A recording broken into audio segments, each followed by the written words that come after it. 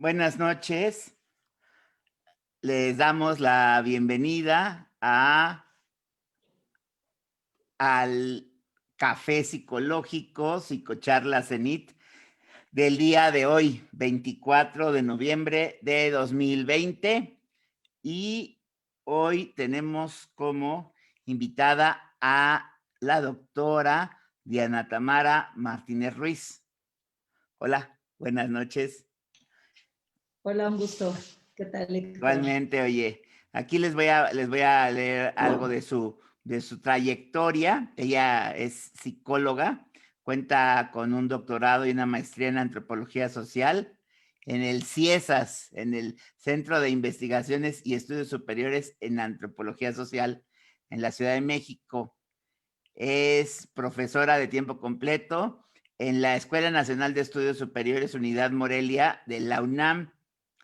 Es miembro del Sistema Nacional de Investigadores y aquí, bueno, esta trayectoria en el SNI la tiene con experiencia de más de 15 años en varias líneas de investigación y ahí les va, fíjense, es migración, familia y género, continuidades y transformaciones de la vida cultural, identidades, construcción de los imaginarios sociales, así como los afectos y las subjetividades. Y bueno, pues aquí del SNI, también por iniciativa de Diana, pues entonces aquí tienen 25 publicaciones y también pues está en la dirección de tesis, toda esta cuestión académica. También dirigió la ENES Morelia de la UNAM y actualmente se desempeña como titular de la Coordinación para la Igualdad de Género de la UNAM.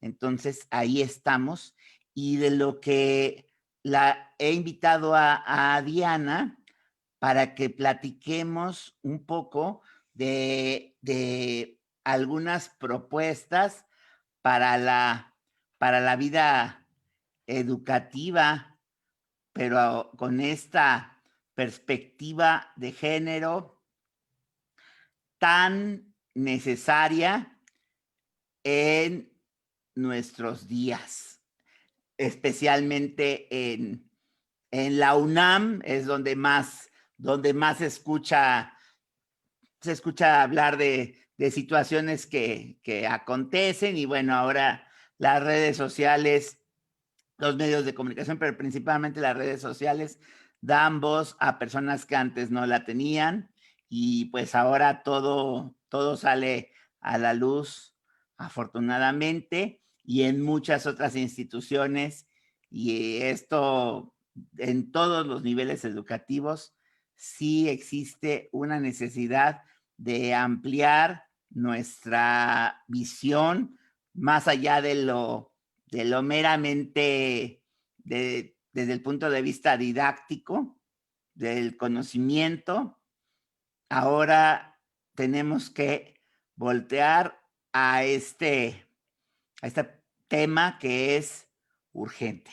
Entonces, pues, bienvenida, Diana. Aquí estamos listos para escucharte. Aquí vamos a platicar de esto.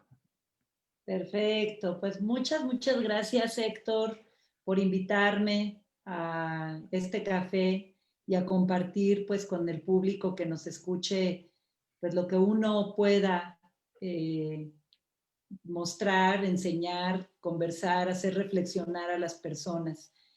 Y bueno, pues tenía yo mucho tiempo que no te veía en las Sí, redes sociales, sí, pero pues también recordar aquellos tiempos en donde fui formada por la Iberoamericana en la licenciatura de psicología y cómo también, pues finalmente, creo que ese sería el punto inicial, cómo la formación universitaria, la educación superior, digo, todos los tipos de educación y a todos los niveles, pero sí, cómo la educación superior es fundamental en la construcción de las personas, en la reconstrucción de la subjetividad del pensamiento de las personas y en la definición de una identidad, ¿no? Una identidad profesional, pero creo que más allá. Y creo que es un buen punto de partida de lo que quiero platicar, porque me parece que por mi experiencia, por la trayectoria que la vida, con la vida he construido, desde la vida de investigación, la vida docente, y después pues en la formación de instituciones o en la colaboración con instituciones como es la Inés Morelia, cuando fui directora, antes de ser directora, fui secretaria general de la Inés Morelia, cuando inició en el 2012, ¿no? Inicia una escuela de Nacional Estudios Superiores de la UNAM, en Morelia, Michoacán, y bueno, a mí me invitan a trabajar como secretaria general y a participar también como profesora de carrera del área de ciencias sociales. Y te lo cuento porque pues tuve la grata experiencia, que además yo creo que eso es lo que ha llevado a que ahora esté en la coordinación, pero la grata experiencia de construir, de vivir ahora sí del otro lado, no nada más recibir la educación superior, no nada más ser formadora a nivel licenciatura, maestría o doctorado, sino también ser diseñadora de ciertos programas, tomando en cuenta las realidades de los contextos y de cómo diseñas programas educativos superiores que vayan acordes, que vayan de acuerdo con las realidades, sobre todo con las respuestas a las realidades, ¿no? Y hoy día te puedo platicar que además ahorita es como el punto más fuerte en el que me estoy desarrollando y estoy participando, que justamente ya lo tocabas tú cuando me diste la introducción, pues que es justamente la perspectiva de género, ¿no? Y cómo esta perspectiva de género debe ser tomada en cuenta a nivel educativo, a nivel social, a nivel cultural, a nivel universitario, a muchos niveles de la vida pública y privada, ¿no? Y bueno, en ese sentido, pues plantear, y yo creo que voy a tratar de hacerlo como una trayectoria también, y es bueno, pues mis primeros estudios de trabajo, pues fue estudiar a las mujeres, conocer la vida de las mujeres desde la vida en un contexto de migración. Siempre me ha interesado la movilidad, las movilidades, ¿no?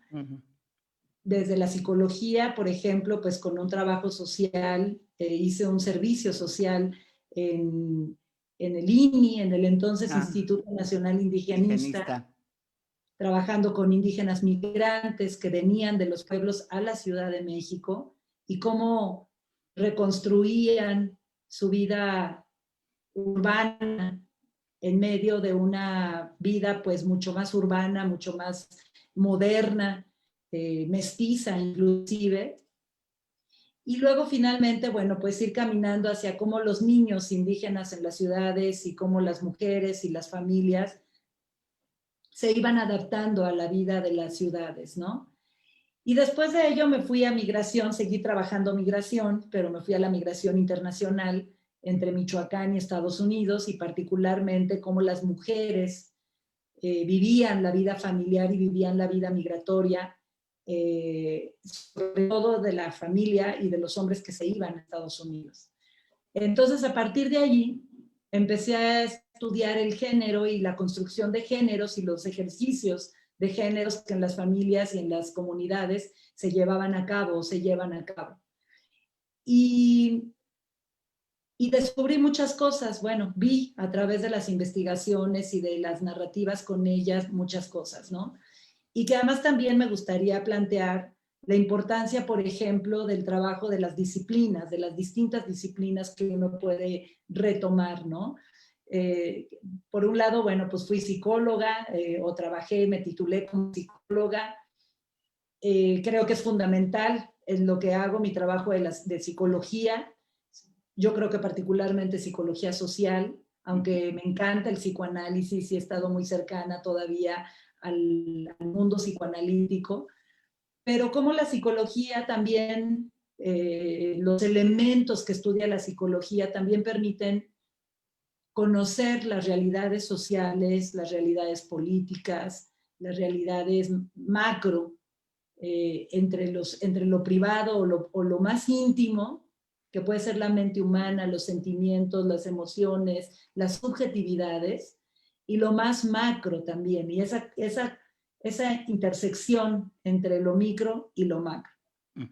Y el género, particularmente, si pensamos bueno, y creo que a lo mejor valdría mucho la pena rápidamente definir qué se entiende por género versus sexo, ¿no? Ajá. Y yo creo que mucha gente de la que nos está escuchando ya lo conoce, pero creo que vale la pena nada más como mencionarlo. Sí, es muy La diferencia entre sexo y género, pues es que el sexo es como, es como vienes, como naces, lo que se te asigna biológicamente, genéticamente, y naces con una estructura fisiológica que socialmente también dicen, bueno, este pequeño o esta pequeña tiene genitales de mujer o de hombre, y por lo tanto te doy un nombre de mujer, o sea, si naces mujer, te doy un nombre de mujer, te compro ropa rosa,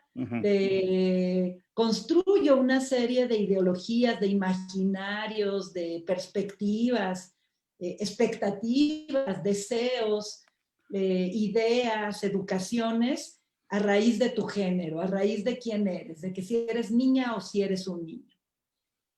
Y el género como tal, pues lo plantean principalmente las bases feministas, ¿no? Quienes estudian justamente esta diferenciación o estas diferenciaciones, y dicen, no se nace mujer, se llega a hacerlo. Esto lo dice Simone de Beauvoir, ¿no?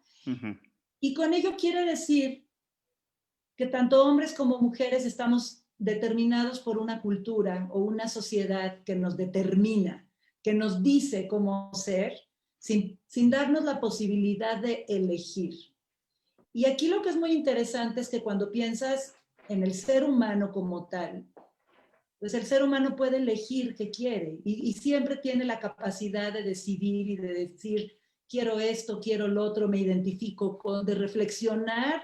Eso es lo que hablamos como las subjetividades, de poder reflexionar sobre lo que quieres, sobre lo que sientes, lo que te acomoda, lo que te disgusta, lo que te hace sentirte incómodo inclusive. Y eso es el género, decir, ¿con qué me quedo contenta? ¿Con qué me quedo contento? ¿Cómo me planteo a mí mismo o a mí misma, más allá de lo que mi sexo genético o mis genitales me dicten? Y normalmente, hablando de normas, pues va muy junto con pegado, ¿no? Es decir, pues si nazco con una vagina, pues entonces me considero mujer y además me gustan los hombres y entonces desarrollo una vida cultural enfocada para ser mujer. O si nazco hombre, pues resulta que también me gustan las mujeres, me gustan los cuerpos femeninos, me llevo muy bien, comparto muchos gustos y costumbres con hombres, ¿no? Como el deporte o como cosas muy estereotipadas de hombres, y entonces entro muy bien en una sociedad. Bajo perfecto, engrano muy bien en una sociedad, ¿no? Y lo que nos hemos dado cuenta o a lo largo del tiempo es que estas construcciones que son sociales, que son culturales, que son asignadas y que no se preguntan, sino se imponen o se dicen y ya nadie nos preguntamos esto, es cuando viene entonces todo este cuestionamiento de decir, híjole, a ver, nunca me preguntaron y además no nada más me preguntaron. Me parece que cuando me clavan o me meten a un carril en el que ya está como determinadas muchas cosas, pues me doy cuenta que hay una cuestión impar, una cosa dispareja que no cuadra, ¿no? Y eso es lo que se le llama, pues, la desigualdad como tal, ¿no? Y esa desigualdad de decir, no tengo las mismas oportunidades que reciben mis compadres hombres, ¿no? Claro. O mis colegas hombres, ¿no?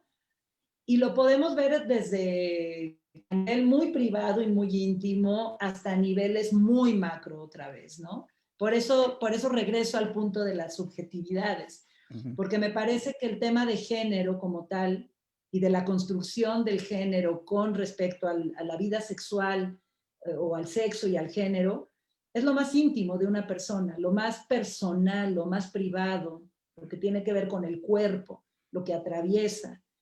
Y cómo una situación tan íntima, tan privada, que depende de uno mismo nada más, o es parte de uno mismo, resulta que funciona y que genera toda una serie de impactos, de transformaciones, de acciones, de consecuencias inclusive, en los otros ámbitos de la vida, ¿no? De la vida de las personas. Y podemos entender cómo algo que sucede en el cuerpo o en los cuerpos, en las cuerpas, como le llaman ahora las Ajá. jóvenes feministas, Sí. el cuerpo como territorio, como lo más íntimo, cómo esto va trascendiendo, ¿no? En otras esferas de la vida hasta llegar a lo más social o lo más político, ¿no? Y cómo lo más político también al mismo tiempo regresa a lo más profundo, lo más íntimo, lo más privado de las personas, ¿no? Y bueno, pues es justamente en algún momento alguna feminista, Kate Miller, decía que lo privado es político, Así es. ¿no? Y lo político es privado, ¿no? Lo privado es político. ¿Qué significa? Pues que justamente construirte como mujer o como hombre, desde la cama, desde la alcoba, desde lo que decides hacer en tu vida privada, trasciende. Y es trascendente y hay ahí en medio de todo esto juegos que te diferencian de una forma o de otra forma. Y yo creo que otro elemento también importante, hablando de lo político justamente, con lo privado, que ya ahí conectamos toda la parte de la subjetividad en lo privado y lo interior, lo interno, y cómo esto se construye en lo político y cómo esto se construye en lo social. Y yo creo que el otro punto importante pues es el tema del poder, justamente el dominar, el, poder, el ejercicio del puedo hacerlo, el ejercicio de libertad, y lo digo entre comillas, porque pues hay libertad para unos y libertad para otros, cuando en principio la libertad es un derecho humano, Sí. y es un principio humano y un principio ético y un principio filosófico. Y de repente te das cuenta que el ejercicio tiene que ver con poderío, tiene que ver con dominación, tiene que ver con potencia, con potencialización. Y cuando lo juntas en lo social, ese poder tiene relación con dinero, con otras causas, con otros elementos importantes. Y menciono mucho el dinero porque además vivimos en un mundo pues muy neoliberal en donde todo está puesto, o la mayoría de los principios o de los valores supuestos tienen que ver con la capacidad, exactamente, con la capacidad monetaria, ¿no? Y eso te genera poder, ¿no? Pero hay otras formas también de ejercer el poder y de tener poder a nivel social, ¿no? O sea, uno de ellos puede ser el ser blanco, ¿no? O ser blanco, ¿no? O sea, tener la raza blanca, la raza, sí, blanca, que te permite también una capacidad de moverte en lo social, y más viviendo en un país como México, que además México, pues, digamos o no, pues es un país muy racista, y donde pone sus estándares de intersección, de interlocución, de lograr cosas a través de elementos como la raza, ¿no? Como la raza blanca, ¿no? Sí. Y lo tenemos tan permeado, tan subjetivado, tan adentro, que no nos damos cuenta. Simplemente lo reproducimos y lo desarrollamos y lo generamos y no nos damos cuenta que el día a día vivimos discriminación, vivimos racismo, vivimos desigualdades. Y si a esto le ponemos además, por ejemplo, regreso al tema de género, Ajá.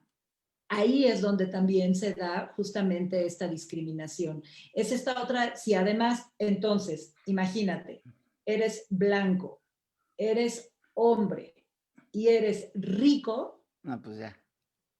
pues eres una Ya la persona armaste. socialmente, y en este mundo occidental y en este mundo neoliberal, pues eres una persona súper poderosa y una persona con capacidad y con accesos que mucha gente o la mayoría de la gente que no tiene esas tres, al menos esas tres condiciones, no las vive, ¿no? Entonces, bueno, este es como el sustento, esta es como la parte del piso del cual Ajá. tenemos como que partir, ¿no? Ahora me dirás, pues, ¿qué relación tiene la universidad con estas realidades o con esto que tú estás contando a lo mejor muy conceptualmente o las instituciones, ¿no? Y yo creo que aquí lo que está muy interesante es darnos cuenta, como todas las instituciones, pues son aspectos de la vida cultural de las personas. Las personas creamos las instituciones, nuestras mentes, nuestras ideologías, nuestros pensamientos, nuestras formas de hablar. Vamos creando instituciones a gusto y semejanza, de alguna forma, a deberes seres, ¿no? A decir, esto debería suceder, esto debería de ser, esto debería pasar.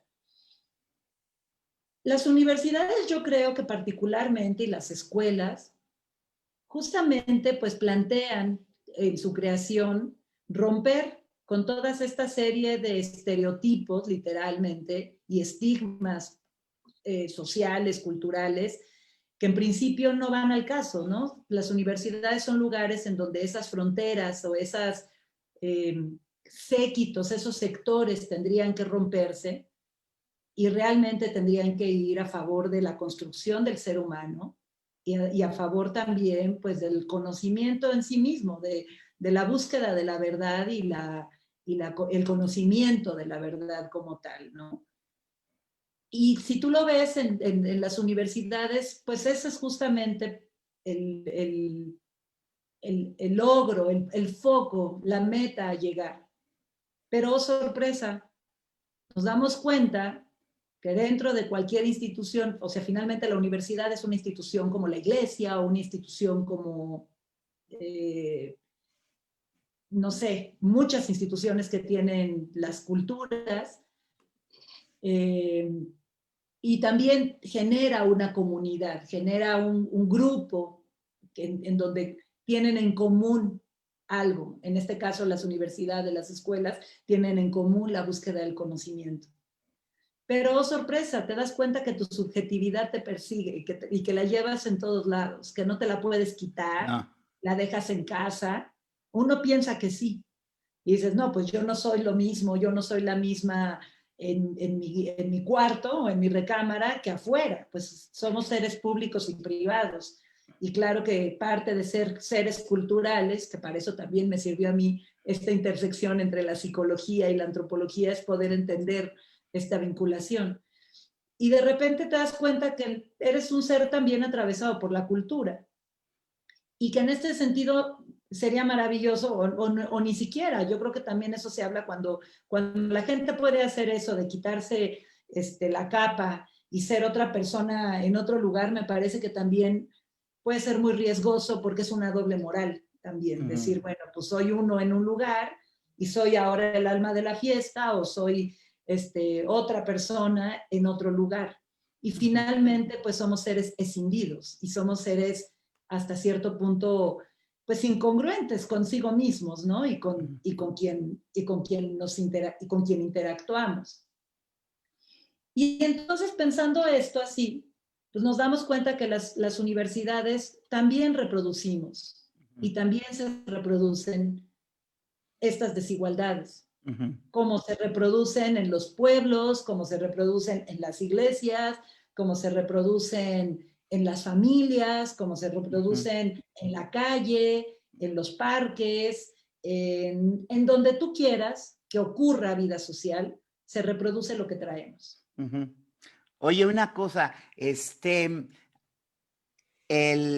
ser universitario, universitaria, implica pertenecer a un grupo, pues, minoritario, a una élite, por lo menos en nuestro país, que ha alcanzado un nivel educativo al que muy poca gente puede optar, ¿no?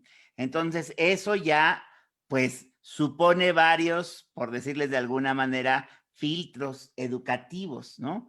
Entonces, ya pasado ese sedazo, de todas maneras, se reproducen estas estructuras que comentas, ¿no? Y bueno, ahí habría que ver también las diferencias por escuela, por carrera, ¿no? Que ahí creo que eso está como muy interesante, ¿no? Totalmente. En efecto, yo creo que, fíjate, tocas algo muy interesante, Héctor. Ah, Otra desigualdad de las que estamos hablando, si eres blanco, sí, desigualdad. Si eres hombre, marcas una desigualdad con respecto a las mujeres. sí, Si eres rico, también. ujú, Pero si además eres universitario, sí, también es claro, otra vía que te hace ver o que te construye de forma desigual con respecto a otro, ¿no? claro, dentro de la misma familia incluso, ¿no? Ya ahí está, ay, no, pues que tú ya eres el doc, o eres el IC, o eres la maestra, no sé, como que ya tienes un papel incluso dentro de la misma familia, ¿no? Totalmente. Yo creo que, fíjate, aquí lo que es muy interesante, que es lo que comentas, es que me parece que cuando eres el conocimiento, y por eso se habla que las universidades son las formas de romper esas desigualdades, ¿no? Es decir, uno no se puede blanquear, ¿no? Te blanqueas culturalmente, ¿no? Te blanqueas adquiriendo usos y costumbres de los blancos o de las blancas, Ah, la blanquitud cultural que le llaman, ya. ¿no?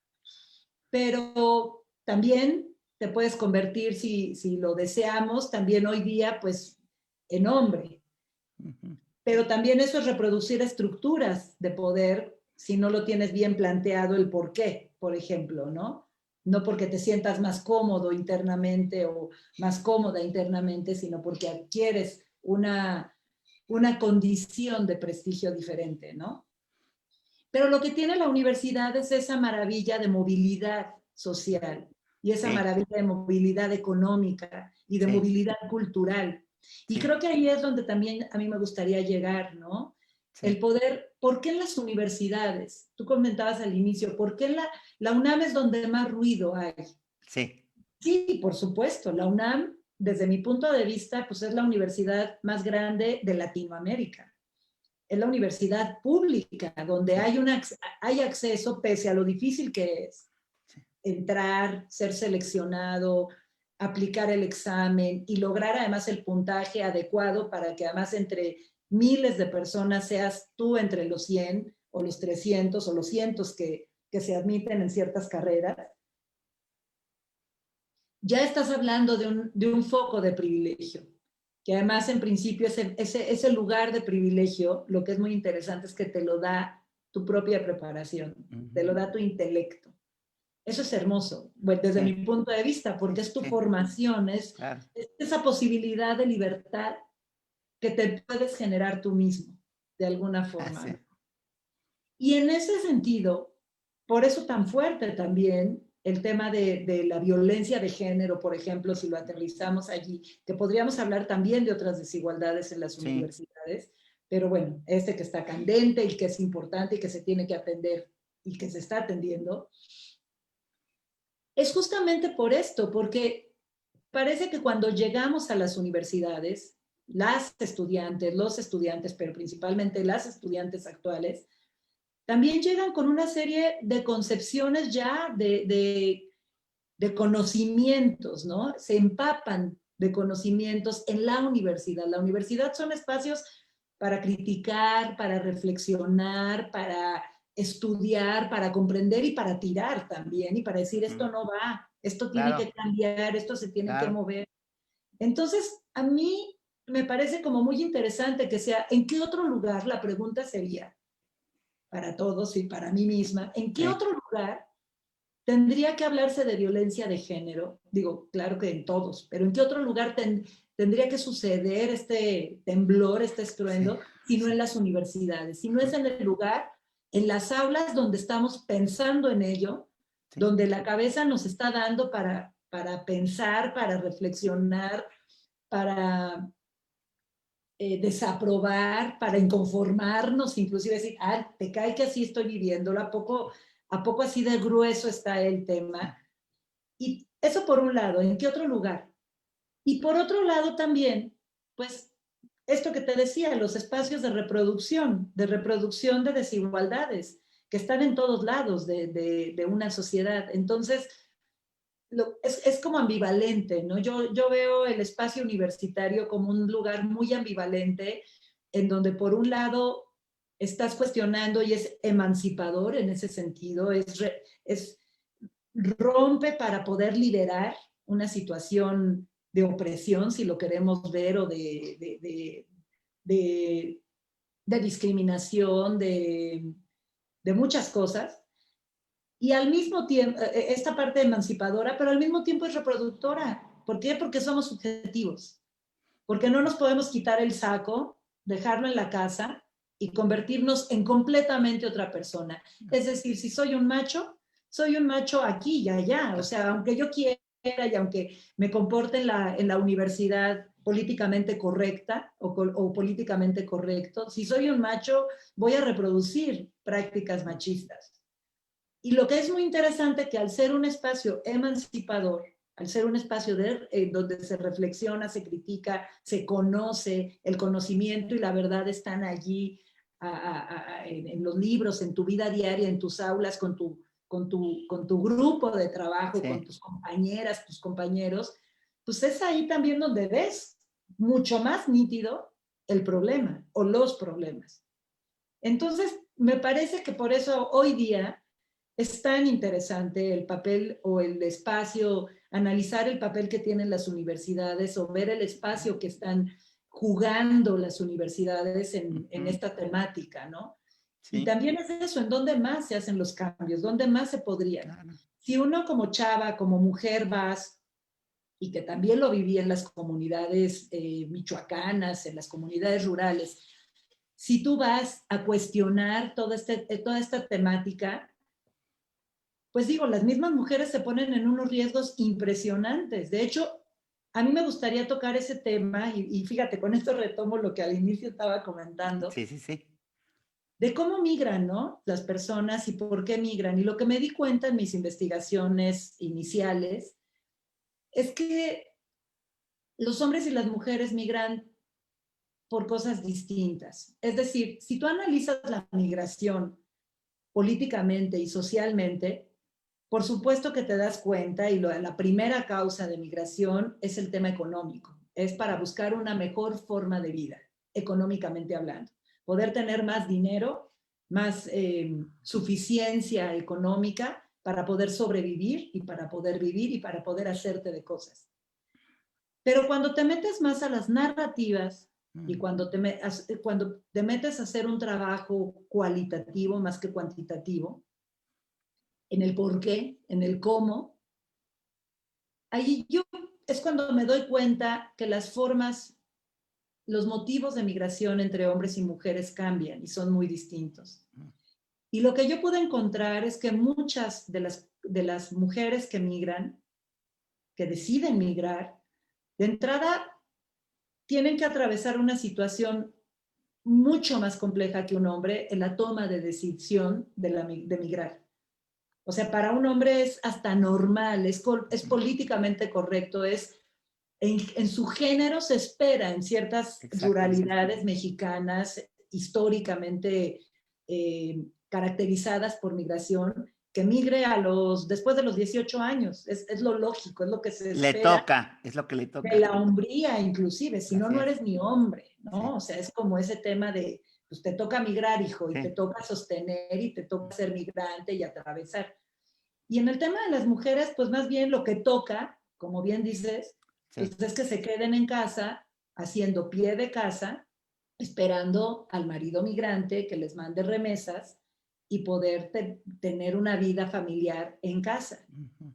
Entonces, cuando las mujeres migran, pues tienen que romper la expectativa que hay sobre ellas, sociales y familiares y culturales, para que esa expectativa de mantenerte en casa y decir no quiero. Y lo que vi en muchos casos, que además era súper interesante, es que la migración también es una posibilidad de emancipación de las mujeres. Es decir, aquellas mujeres que no se quieren casar por alguna situación, que no quieren tener hijos o que no desean vivir en una vida familiar y ser el centro, por ejemplo, porque su naturaleza no lo quieren, no les interesa asumir esos roles, es cuando también en las zonas rurales es cuando deciden migrar. Es cuando dicen, esto no cuadra conmigo, me voy de aquí.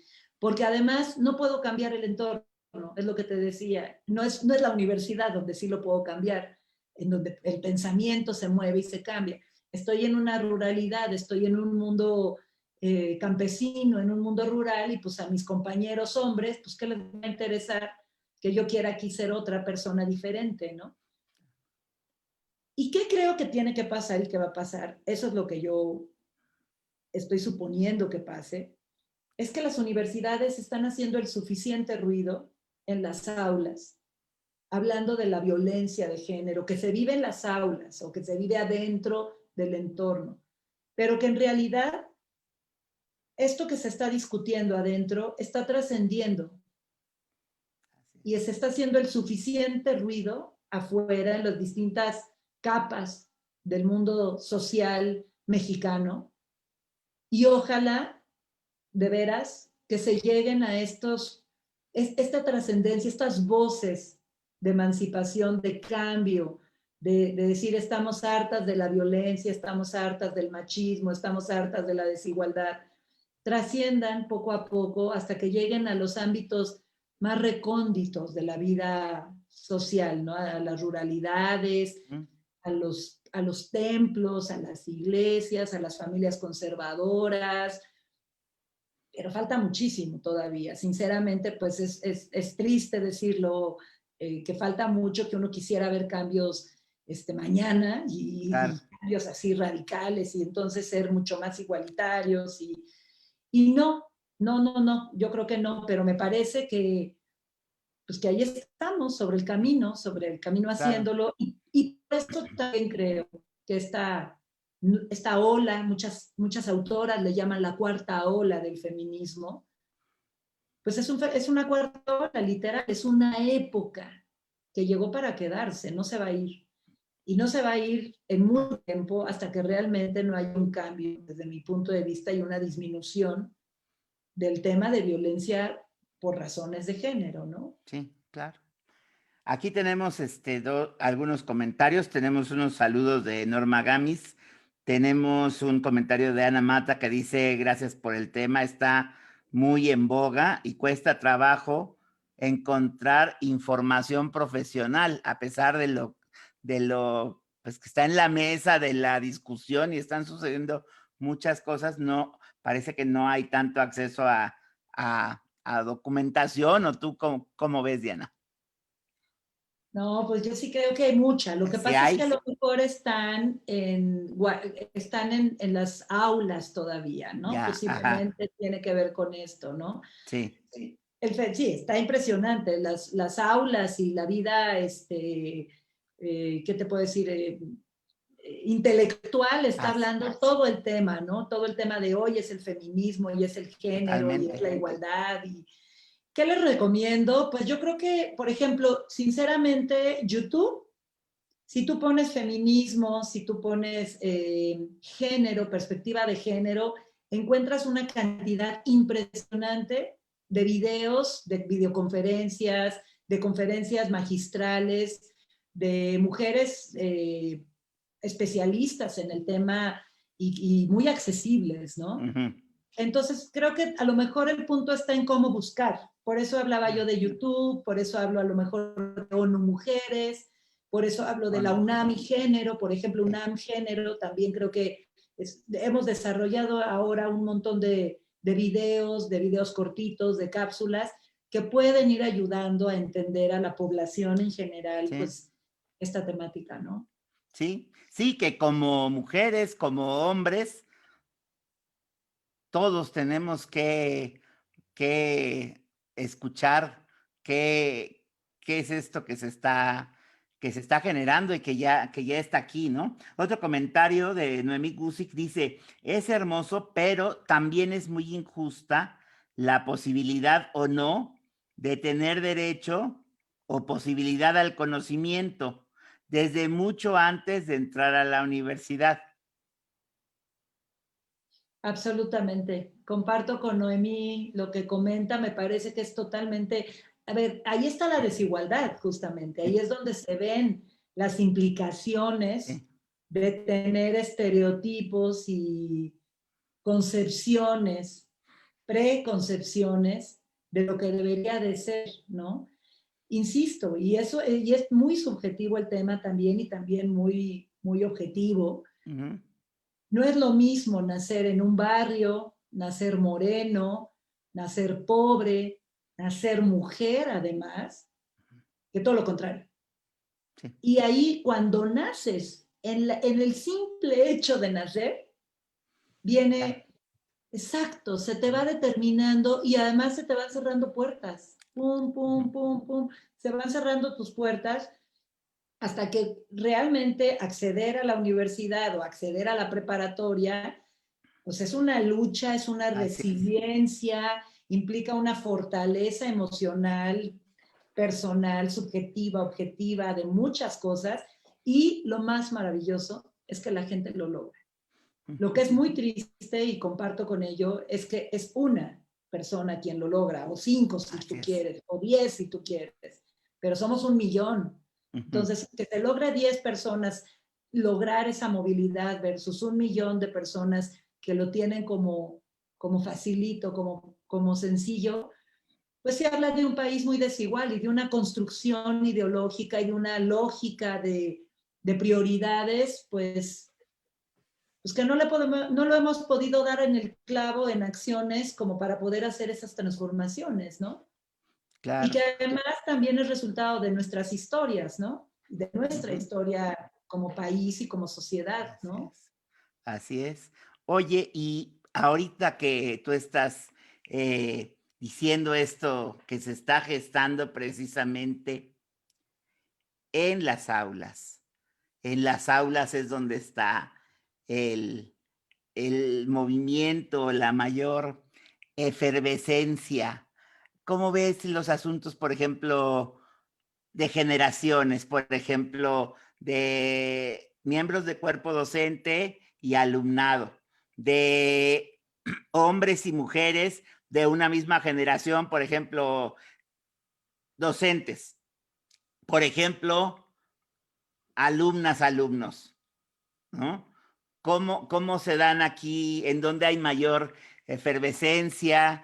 ¿En dónde hay mayor resistencia al cambio? ¿En dónde hay mayor, incluso estas críticas que de repente escuchamos al movimiento, ¿no? Sí, mira, tú mencionaste hace una intervención anterior algo muy interesante, Héctor. Y yo creo que es cuando dijiste, esto lo vivimos hombres, mujeres, ahora hablas de generaciones también, estás Sí, incluyendo personas grandes, personas sí, chicas, niños, sí, adultos, personas que van de salida en la jubilación, por sí. ejemplo, hombres, mujeres, etcétera. Y fíjate, aquí yo retomo algo que a mí me gustó mucho, esta frase de Rita Segato, que es una Sí, feminista argentina, ajá, sí, sí, brasileña, sí. argentina, y casi mexicana. Mm, Y ella justamente dice, este es un problema de la comunidad completa, esto no es un problema de las mujeres. Las mujeres lo claro, sufrimos en carne así viva, es. las mujeres estamos siendo matadas, ¿no? Estamos siendo violentadas. Pero no es un problema solamente de las mujeres, aquí es un tema de todos y de todas, desde una comunidad completa. Aquí lo interesante es que pareciera que nuestros compañeros hombres no lo miran, no lo ven como su problema, como un problema propio. Ujú, Pero cuando te das cuenta que dices, si tus mujeres de tu comunidad o si las mujeres de tu comunidad no están bien, entonces tu comunidad no está bien. Hay algo que no está engranando correctamente y pues que hay que limpiar y que hay que arreglar para que pueda seguir engranando bien. Esa es la propuesta, ¿no? Y entonces regreso para contestar un poco más la pregunta o la reflexión que tú traes. En efecto, una situación fuerte y un problema fuerte es la diferencia generacional. Es clarísimo que esta cuarta ola del feminismo, pues la están encabezando las generaciones más jóvenes, ujú, las chavas sí, que llegan a las preparatorias, que empiezan a empaparse de la temática, se empiezan a dar cuenta que lo que viven se llama violencia. Eso es interesantísimo. Y fíjate, mañana es el Día internacional para erradicar la violencia en contra de las mujeres. Ah, mira. Ese día un día que la ONU plantea, el 25 de noviembre, y a partir del 25 de noviembre declara 16 días de activismo justamente para hacer ruido, para mover qué es violencia. Y te lo comento porque creo que además es entender que la violencia está normalizada, es decir, que la vivimos día a día y que no nos damos cuenta. Y las generaciones más grandes menos se da cuenta. Lo vive como algo normal, como algo natural. Pues es normal abrirle la puerta a una mujer. Es normal decirle que está bonita. De hecho, hasta un acto de educación, de buena costumbre, de caballerosidad, que se le llama en este tema cultural, ¿no? Y lo que es muy interesante es que las jóvenes actuales, las nuevas generaciones, las generaciones jóvenes, también ya generaciones como las nuestras, que ya no somos tan jóvenes, pero sí de alma, es justamente el pensar y decir, no es lógico, no es lógico que vaya caminando en la calle y que reciba un mal comentario hablando de mi cuerpo, por ejemplo, ¿no? Así es. O no es lógico que vaya caminando en la calle y que tenga que avisarle a todas mis amigas en dónde voy, hacia dónde voy, porque no me vayan a desaparecer o no me vayan a levantar o no me vayan a violar. No es normal que eso esté sucediendo en nuestras calles, ¿no? O no es normal que digan, bueno, pues ya cásate, ¿no? Ya tienes 20 años o 15 años o 30 años, los que sean, pero que alguien venga y te diga y que además tú lo que se espera es que lo hagas. Y las niñas bonitas no dicen esto y las niñas... Y que además tengas que construir, también es darte cuenta de decir, y tampoco es normal que tenga que ser bella, lo que eso signifique, ¿no? Güera, de ojo azul, delgada, bla, bla, bla, para que me acepten en un lugar, o no es normal que me vean por el cuerpo y no por lo que pienso, por lo que siento, por lo que soy en identidad, sino que solamente se me utilice, ¿no? Es justamente a lo que se le llama, pues, estas prácticas patriarcales o prácticas machistas, que es plantear desde una concepción masculina, desde una concepción machista, el cómo entender a la mujer o el cómo entender a las mujeres. El plantearles inclusive desde una percepción machista y masculina qué tendría que hacer una mujer y qué se espera de ella. Y algo importante también es plantear que el patriarcado y el machismo es una construcción sí masculina, pero que la reproducimos hombres, mujeres y lo que sea. Vivimos en una sociedad patriarcal, la reproducimos hombres y mujeres y lo que sea. Aquí la diferencia es que somos mujeres hoy día, y son las mujeres jóvenes hoy día, las que lo están poniendo sobre la mesa y lo están poniendo así de esto no me gusta, esto no es normal, esto no debería de suceder. Y ellas son las que se están dando cuenta, o las que se están dando cuenta y ya se dieron cuenta y lo están poniendo sobre la mesa, es decir, es violento. Tu palabra es violento. Tu hablar de mí en una clase, por ejemplo, ¿no? Siendo profesor, hombre y alumna, hablar de mi cuerpo o hablar de que te tengo que hacer favores sexuales o favores de otro tipo, que me propongas, es violento para mi persona y para mi género. Y entonces es allí, desde mi punto de vista, no nada más en el aula, pero es ahí donde, te digo, es donde ocurre la reflexión, en donde se da y en donde además está señalando aquí, aquí, aquí, aquí. ¿Qué pasa? Que creo que la sociedad en general no se está todavía dando cuenta en dónde están estas violencias, esto normalizado de, pero si te traté bien, ¿por qué te enojas si te lo dije en buena onda? ¿O por qué te enojas si, pues para mí, invitarte a salir, pues oye, te estoy haciendo el favor, ¿no? O sea, más bien me deberías de dar las gracias, ¿no? Por ejemplo, ¿no? Entonces, es allí yo creo que donde todavía, sobre todo los hombres, no se han podido dar cuenta que no va por allí, que muchos de los actos que se hacen son violentos, son discriminatorios, y que así ya no va esta sociedad, que esto ya no cuadra, ya no es viable, ya no es sustentable. Exacto, no es sustentable. Entonces, esa es la propuesta, ¿no? Es decir, cambiemos la idea, ¿no? Fíjate, por ejemplo, llama mucho la atención y lo que hablan las chavas mucho y me parece muy interesante, es que ellas plantean que en los planes de estudio se incluya de entrada materias con perspectiva de género, que es esto que estamos platicando. Este entender la diferenciación, entender que partimos de desigualdades, entender que aunque seamos seres humanos de sexos distintos, estamos puestos de forma diferente, ¿no? En un estándar diferente. Y que por lo tanto tenemos, al estar puestos en estándares diferentes, tenemos diferentes oportunidades en la vida, en todos los ámbitos, acceso a oportunidades.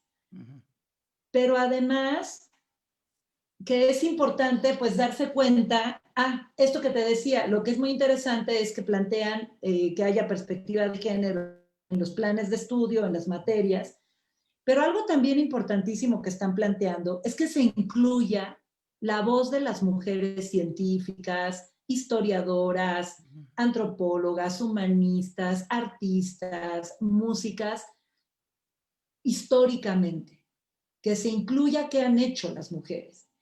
Y entonces uno pensará, bueno, pero ¿para qué quieren eso? Y a ver, tranquilas, y a ver, va a ser muy difícil, y cómo vamos a poner mujeres matemáticas en los planes y programas de estudio, y a ver, fíjate qué interesante, por eso me parece tan fundamental, ¿no? Porque es rescatar esa única voz que hubo en una universidad en 1800.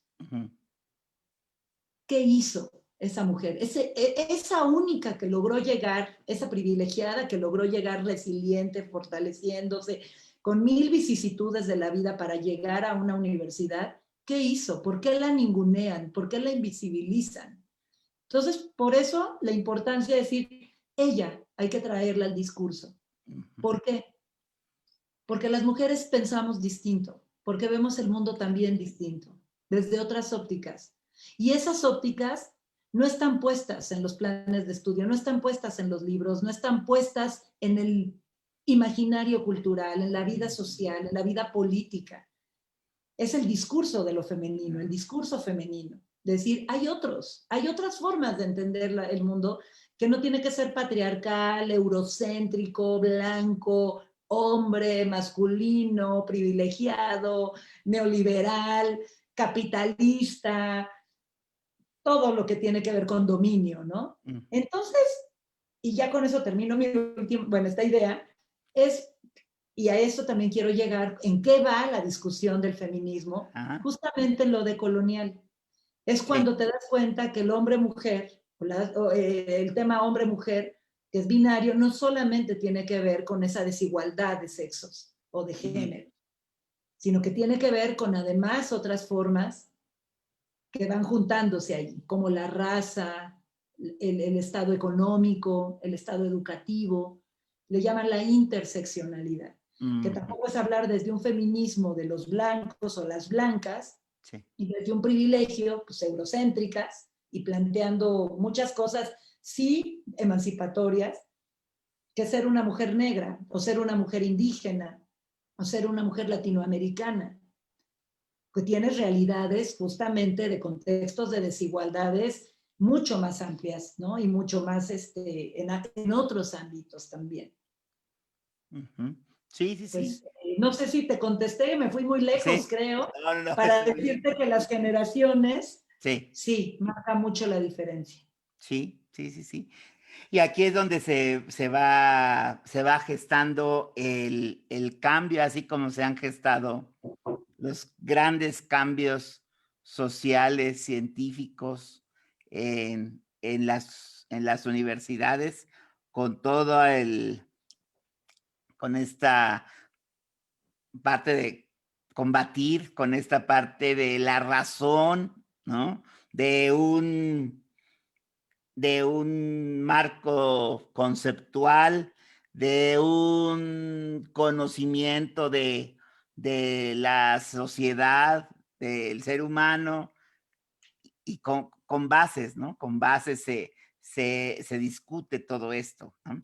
Entonces, ¿cómo es que una universidad puede hacer un giro hacia una educación con perspectiva de género? Ya decías tú, tiene que cambiarse la óptica de cómo se tratan incluso los contenidos en las diferentes materias, voltear a ver a todas las mujeres que han formado parte de las ciencias, de las disciplinas, y hacerlas presentes y que ahí estén. eh, y, y también esta cuestión de vencer un, un cambio más que necesario que que debe iniciarse ya, antes de que tuviéramos este corte de actividades por la pandemia, pues estaba muy fuerte el movimiento en las calles. En las escuelas había también una gran reacción, ¿no? Eh, en la UNAM, yo también supe de la Ibero, que también había un gran movimiento ahí en nuestros patios, ¿no? De, oigan, está pasando esto, ¿no? Lo estamos explicitando, lo estamos denunciando. Y el gran papel de las autoridades universitarias, por lo menos en la Ibero, es tomar esto y empezar a darle forma, empezar a darle forma y también cierta dirección con la colaboración de la comunidad, ¿no?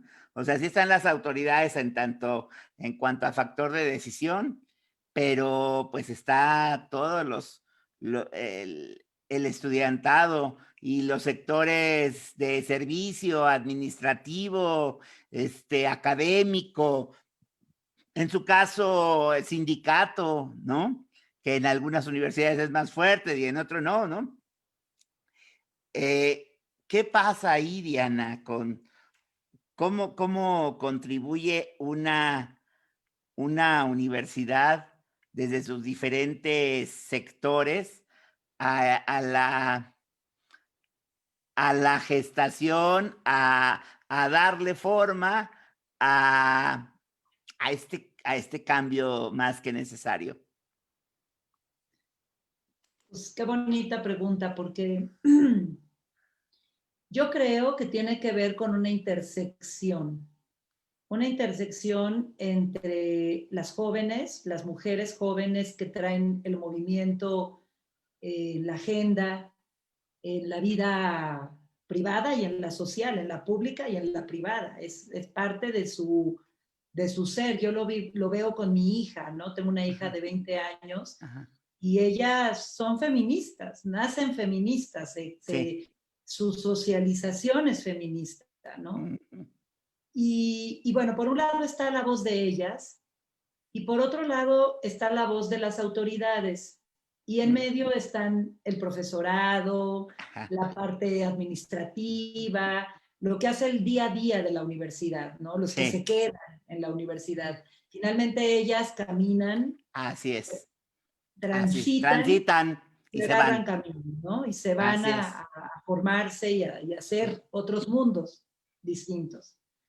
Y entonces, si lo vemos así como en ese esquema, yo creo que lo que es muy interesante es lograr esa intersección entre esa agenda de ellas, ese movimiento revolucionario, emancipador, transformador, y las autoridades que pueden hacer cambios en los entornos.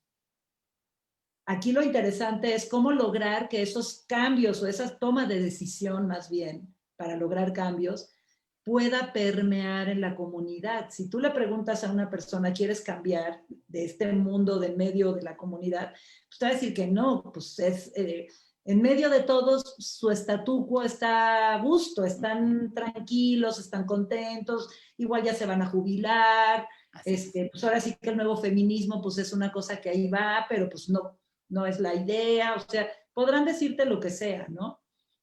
Ahí es donde yo creo que es lo importante, la política institucional con perspectiva de género. Es decir, una política es generar estrategias de distinta índole que vayan transversalizando, permeando a las distintas comunidades o sectores que conforman toda la comunidad, en este caso de una universidad, ¿no? Entonces, me parece que tiene que ir por ahí. ¿Cómo te escucho? ¿Cómo te entiendo? ¿Qué es lo que me estás diciendo? ¿Por qué me lo estás diciendo? Que es todo lo que platicamos al inicio de la plática un Sí. poco. Y luego, ¿cómo ya te entendí, ya sé por dónde va, tienes razón, ahí está una desigualdad importante y que además, insisto, es un movimiento mundial, no es nada más un tema de Claro. México, ni de Latinoamérica, que sí está muy fuerte en Sí, Latinoamérica y en México, es un tema que está saliendo en el mundo enterito. sí, Todas las chavas del mundo están en esa discusión. Es sí, un tema, es un cambio de mentalidad generacional, como tú lo estabas sí, planteando en generaciones. Es una generación sí, completa o totalmente. varias generaciones que están transformando una forma de entender el mundo y que había pasado en otras revoluciones ideológicas también, pues esta es la de las mujeres. Así es como yo lo veo, Claro. así es como yo lo comprendo.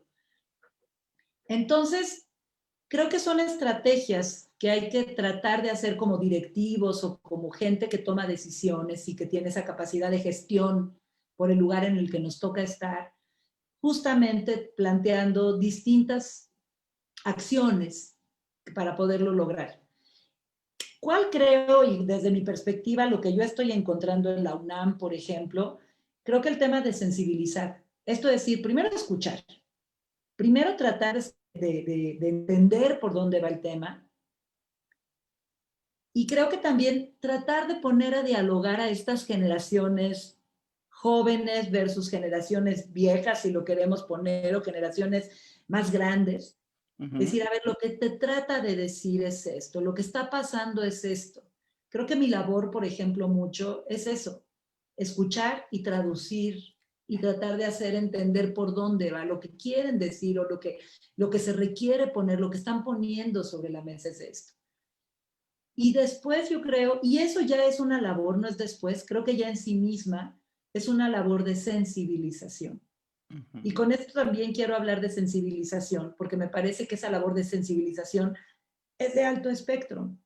Ujú. ¿Qué quiero decir con esto? Que es una plática, la sensibilización puede ser, pero también puede ser una materia y también puede ser un plan de estudios, un programa de estudios, una línea de investigación de trabajos que hablen de formas de vivir o formas de vivir el mundo con perspectiva de género. Entonces, es generar una serie de acciones que vayan a favor de lograr justamente pues esas transformaciones, justamente pues más igualitarias y menos discriminatorias. Por un lado, a nivel sensibilizar, a nivel ideológico, a nivel transformación ideológica. Y con ello a la par, creo que tienen que venir también otro tipo de medidas o de, más que medidas de acciones. Ujú. ¿Cuáles? Por ejemplo, creo que el tema, fíjate, algo que traigo mucho en la mente, dándome muchas vueltas y reflexionándolo, el tema de las paridades en los Ah, distintos ya. espacios. Y hay mucho cuestionamiento también, de decir, ay, bueno, se da la paridad, pero en realidad, y también se tiene razón, de nada sirve una paridad si no hay una perspectiva de género de por medio.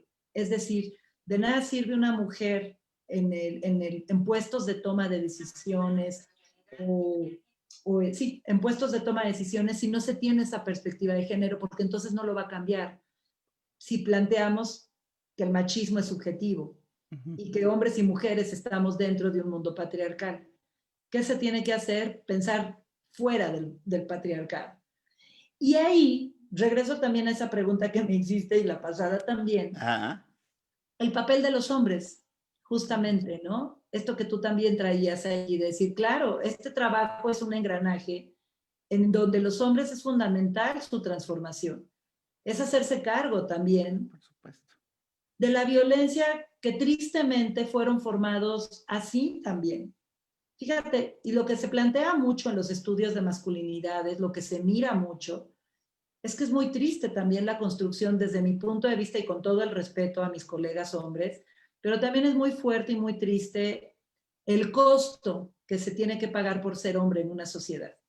El costo de expectativas, ¿no? Es clarísimo que las estadísticas de homicidios, aunque sí, por supuesto, los feminicidios son los que se ponen porque se habla de desigualdad, pero en la estadística de homicidios son los hombres los que más mueren en manos de hombres. ¿Qué significa? Creo que tiene que ver con una construcción de lo masculino bélico, lo masculino agresivo, lo masculino en una construcción de qué significa ser hombre, de medir la hombría. El no llorar, por ejemplo, el no decir sentimientos, el tener que ser abogado o científico y no ser trabajador social o no ser enfermero o no ser otras cosas de profesión que están más estereotipadas, claro, que tienen que ver con el cuidado, además, curiosamente. Exactamente. ¿No? Cosas de cuidado, no, eso les toca a las mujeres. Entonces también una serie, usar falda, por ejemplo, ¿no? Digo, si nos vamos y nos vemos banales, a las mujeres no se nos clausura por usar pantalón, por ejemplo, también es una ganancia. Fíjate qué interesante, es una ganancia del feminismo. El pensar en la decir, exacto. Y los hombres no se han movido de su masculinidad, de su masculinismo, ¿no? De su, Rita Segato le llama mandato de la masculinidad, ¿no? De su mandato, de su cofradía, de su club de Toby, ese club que además, chin chin, si te quieres salir, porque entonces eres maricón, eres mandilón, eres débil, o sea, una serie de adjetivos calificativos, discriminativos, y además hasta femeninos, ¿no? De si te sales de ese mandato de lo masculino. Entonces, regresando al punto en las universidades, se tiene que trabajar mucho también con esa sensibilización de cómo se construyó y cómo está construida la masculinidad y cómo esa masculinidad está construida desde lo violento, desde la violencia, desde la violencia contra sí mismo o consigo mismo, de autonombrarse, autodenominarse, de no conectarse con sus emociones, no contenerse a lo mejor después de un llanto, por ejemplo, de no saberse llorar o no saberse enojar sin golpes, etcétera, etcétera, ¿no? Y creo que eso es importante también. Las universidades, si lo vemos como esa cuna de conocimiento y de transformación, pues es ahí también donde qué maravilla tener esos espacios en la sociedad, en donde llegan jóvenes, hombres y mujeres, y se les hace así su conocimiento y su cerebro y su mentalidad, y terminan moviendo y transformando todo, ¿no? Entonces, creo que es eso, ¿no? Creo que tiene que ver en cómo hacerlo en ese tema de las paridades, buscar estos grupos en donde se mire también que hay una igualdad y que las circunstancias ya son hoy día iguales. Es muy interesante toda la temática porque también habla de la capacidad de decidir de las mujeres. Es decir, si el cuerpo femenino solo se miraba para tener hijos o para hacer familia y que nuestra formación estuviera abocada a hacerlo, hoy día, fíjate qué interesante también el tema del aborto, ¿no? Es el derecho a decidir. Claro. Ese es el punto, la decisión, la capacidad, la habilidad, el ejercicio de decidir si quiero o si no quiero. Claro. Más allá de un debate moral, lógico, moral, religioso, de lo que tú quieras. Pero en este tema del ejercicio, la decisión de puedo decidir no tener hijos o no usar al cuerpo femenino para ser gestora o gestante, mujer gestante de un ser humano, pues es una capacidad de decisión también. Y bueno, sí, en efecto, somos sujetos culturales, ¿no? No nada más somos sujetos naturales, justamente esa es la diferencia entre, entre un animal, un ser vivo y pues un ser humano pensante que toma decisiones, que reflexiona sobre sí mismo, se angustia sobre sí mismo y se transforma sobre sí mismo, ¿no? Y sobre los demás. Aquí el punto es hacia dónde y qué quieres, ¿no? ¿Qué quieres hacer de una transformación, ¿no? Sí, sí, sí. Muy bien, pues entonces aquí hay que, o sea, el papel de las universidades es, digamos, cachar estas demandas y esta detección de necesidades y darles forma y hacer algo con ellas pues incluir a toda la comunidad. Yo creo que desde ahí, desde incluir a la comunidad ya es un gran reto el que hay que hacer para motivar, para persuadir, para comunicar lo que se quiere hacer, ¿no? Y pues poco a poco ir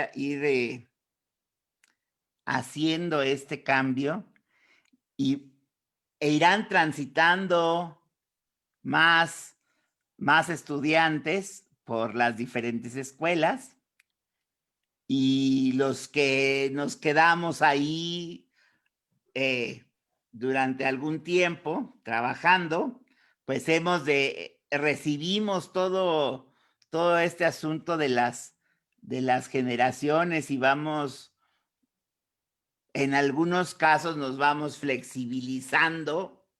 Yo creo que es ocioso y lo veo muy complicado como, como docente, por estar también en las aulas, el resistirte a este cambio o también es formar parte de esta violencia, sí me parece pues todavía como muy en el ejercicio del poder, ¿no? Que, bueno, no tendría por qué serlo, pero bueno, pues hay personas que tienen la necesidad de marcar este poder y yo aquí mando y tú me gustas, entonces tú eres mía, en un lugar en donde pues no corresponde en esas situaciones, ¿verdad? Entonces, sí deberíamos nosotros como docentes, pues ir empapándonos de todo este cambio, de toda esta nueva manera de ser y de estar en el salón de clase y también algo muy bonito es que también nos lo llevamos ya con nosotros, ¿no? No solamente es así de, bueno, ya acabé la clase, ya aquí cuelgo mi perspectiva de género aquí, ya, no, esto ya pues ya lo trae uno, ¿no?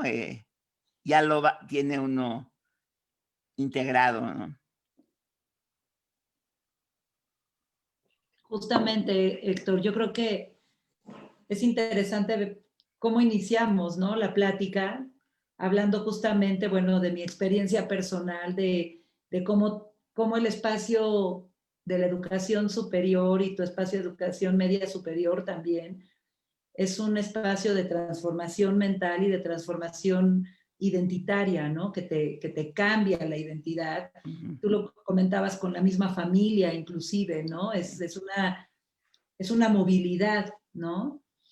Y, y cómo también ahorita lo retomas, y es decir, pues cómo todo este tema de la construcción de género y de la perspectiva de género y de dejar de ser patriarcal o de tener lógicas violentas o machistas, pues lo aprendes en la escuela o lo ves o te simbra dentro de la escuela, de la universidad, pero también cuando sales te lo llevas, en efecto. Yo creo que lo aprendes, lo vives y sí creo que empiezas a buscar otras formas también de relacionarte, de construir familia, de construir grupos, de construir comunidades.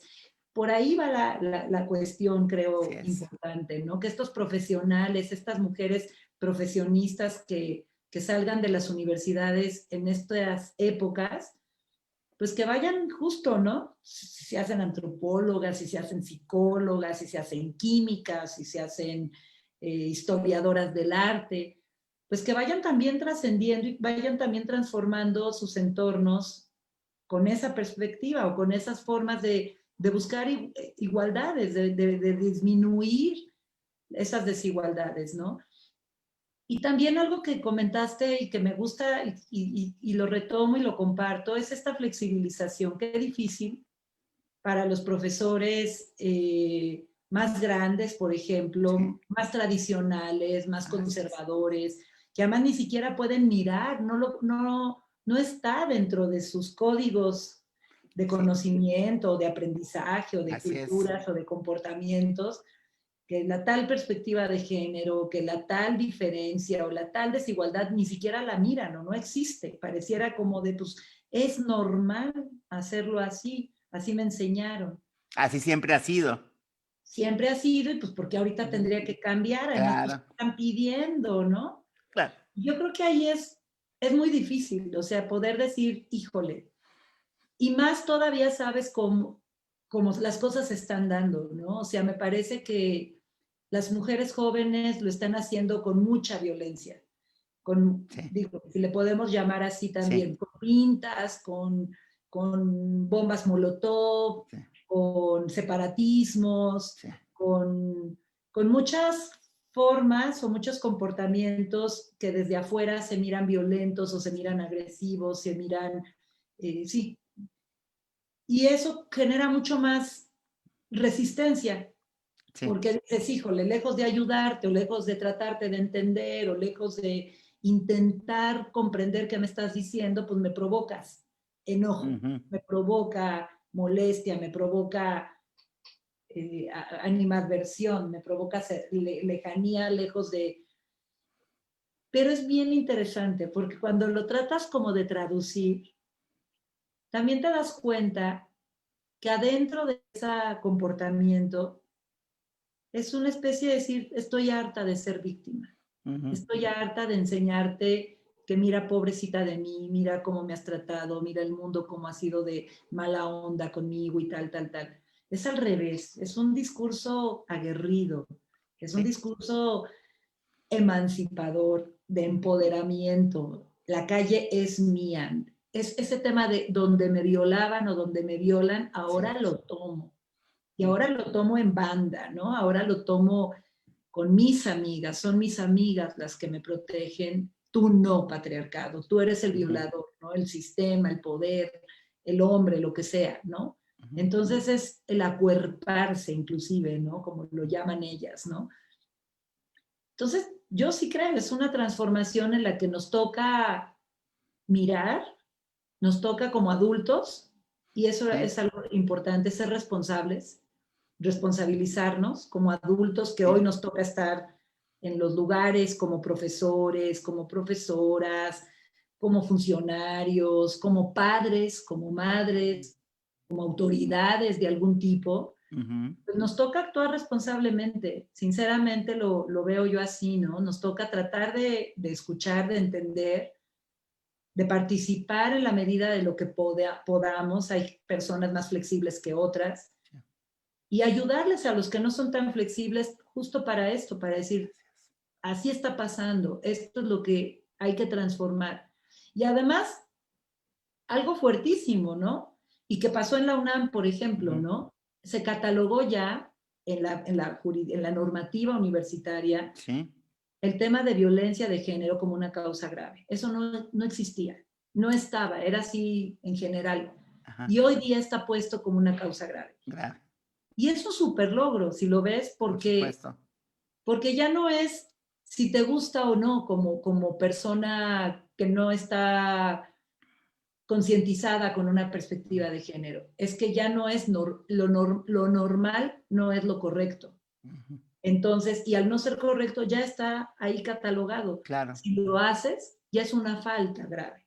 Ya estás faltando el reglamento, ya estás faltando la vida ética de un espacio, ¿no? Y yo insisto que si la universidad es el centro de la reflexión y del trabajo, pues esto tiene que ir como en ondas de choque ujú, hacia todos los espacios de la vida ujú. de un país, ¿no? Sí, así En es. donde se voltea a ver qué importante que sean las universidades. Ahí es el lugar ahí donde se tiene que hacer. Y Sí, donde además no las matan por hacerlo. así es. Es el lugar seguro de la reflexión en Claro. donde dices, ahí es donde tiene que ser. Porque si lo hago en el pueblo, sí te matan, Sí, por sí te supuesto, agarran, sí hay feminicidio, sí sucede. por supuesto. Entonces, y es en grupo. ¿Por qué? Por lo mismo. Ujú, Porque así disminuye la violencia, porque así no te matan, así no te agreden. ujú. Entonces, está interesantísimo. La verdad, a mí me parece un movimiento muy fuerte, muy, muy actual, muy moderno, muy de nuestra era. Ujú. Y, y pues que no se va a ir pronto hasta que no No, haya realmente transformaciones de así es. de fondo en las mentalidades, en la Ujú. construcción, y posiblemente nos lleve pues muchos años también Sí, poder hacer esas transformaciones, ¿no? así es. Y, y bueno, pues yo también creo que es muy necesario. Y aquí hasta que no disminuya la violencia, los feminicidios, los asesinatos, los acosos, las violaciones, etcétera, etcétera, pues los números nos van a decir cómo vamos en comportamiento, ¿no? Ujú. Entonces, pues qué importante que las universidades caminemos hacia allí, hacia esas formas y que no solamente es tipificar la violencia, por supuesto atender los casos de violencia de género y mirarlos, pero también transformarlos en planes de estudio, en prácticas cotidianas, en prácticas de paridad, en lograr comités académicos más paritarios entre hombres y mujeres. ¿Por qué? Porque creo que el mirar estos comités con otra perspectiva desde las mujeres y desde los hombres, por ejemplo, los temas de cuidados o los temas de corresponsabilidad en los ámbitos privados y públicos, es decir, en las casas, se toman en cuenta en las evaluaciones. Ujú. Y eso hoy día no está tomado en cuenta, como debería de ser. Sí, Las mujeres tenemos sobrecargas de trabajo mucho más grandes para lograr estar en puestos altos o estar así haciendo es. investigaciones o estar dando clases de tiempo completo que nuestros compañeros hombres, en donde lo lógico y lo normal pues es que haya alguien que se haga cargo de los hijos o de la familia o del súper o de la vida cotidiana, ¿no? Es algo que Ujú. no se cuestiona. Y hoy día, pues lo que está cambiando es eso, es decir, pues Sí, cuestiónate, y claro. sí, éntrale, y sí lava los trastes, y sí va esto, y no me vas a ayudar, nos toca, ¿no? Sí, sí, sí, sí, Entonces, se espera. así, Exactamente. Ya pues digamos, esta repartición y también, bueno, y ahí ya la familia de verdad que también tiene que cambiar en este sentido, pues tiene que moverse porque pues ahí es como el germen de todo, ¿no? Y a pesar de que podamos pensar de que la escuela, le estoy entrecomillando, se encargue de la educación, que es lo que normalmente se piensa, pues hay una parte muy importante de la educación pues en valores, en los preceptos, ¿no? Que tenemos en cuanto al género precisamente que se da en la familia, ¿no? Entonces, pues desde ahí habría que empezar con el cambio de fondo, pues a la brevedad, ¿no? Muy bien. totalmente, Héctor. Y no hablamos de diversidades, ¿no? Ese es exactamente, esa es otra, Hablando ¿no? de género, Así pues es. nos enfocamos mucho ahorita por lo que está en boga, por lo Sí, actual, por la atención a la violencia contra las sí, mujeres, que es importante, sí, pero ahí está de también caminando también. Mientras no bajemos el nivel de atención a no atención, de la violencia, difícilmente vamos a voltear a ver a esas otras personas disidentes, diferentes, que deciden tener otro tipo de género, ¿no? Y bueno, pues es también todo un tema. En otros países donde no hay una violencia de género tan acentuada como la que vive Latinoamérica y vive México, pues ya se están permitiendo también, pues, ir más allá en las reflexiones y en las interacciones que hay en los ambientes o en los contextos laborales, públicos, privados, con otras formas de vivir el género, o los géneros, o les géneros, ¿no? Y bueno, pues esperemos llegar pronto también como sociedad a pensarlo, porque el hecho de no mencionarlo no significa que no existe, ¿no? Así Todo lo es. contrario, ahí están y no los estamos viendo como debemos de verlo y no los estamos, sí, eso, mirando y atendiendo y haciendo partícipes en una inclusión de sociedad más abierta, ¿no? Y es todo un tema también. Así es, ese es otro gran tema. Muy bien. Muy bien, Diana, pues ya terminamos con nuestra psicocharla Cenit, café psicológico del día de hoy, con un gran tema que da para mucho y que sí es algo que hay que construir diariamente, ¿no? Muchas gracias. A ti, Héctor, me dio muchísimo gusto volver a verte tan activo Muchas gracias. y Aquí andamos. también mucho gusto escuchar los comentarios de personas que fueron mis colegas, mis compañeras o mis profesoras, ¿no? Ajá. Entonces, pues me da mucho gusto estar otra vez Ah, tocando tierra virtual. eso. Pues aquí andamos, Diana. Muy bien. Pues gracias a la doctora Diana Tamara Martínez Ruiz por su brillantísima plática, que esperemos que nos haya hecho reflexionar a quienes estamos viendo o escuchando este video, este podcast. Muchas gracias y muy buenas noches. Buenas noches, Hasta descansen y luego. gracias por la Gracias. oportunidad y el espacio. Un abrazo. Un gustazo. Hasta luego. Chao.